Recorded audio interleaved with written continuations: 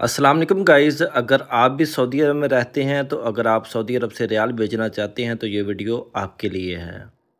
इस वीडियो में हम आपको बताएंगे कि सऊदी अरब में कौन सा बैंक कितना एक्सचेंज रेट दे रहा है। अगर आप पाकिस्तान रियाल बेचते हैं तो टॉप 1 पे हम किस बैंक को रखेंगे और बाकी इस बैंक में हम 6 बैंकों का तज़किरा करेंगे।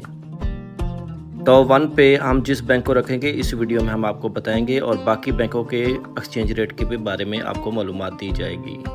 तो वीडियो लाजमी एंड तक देखना।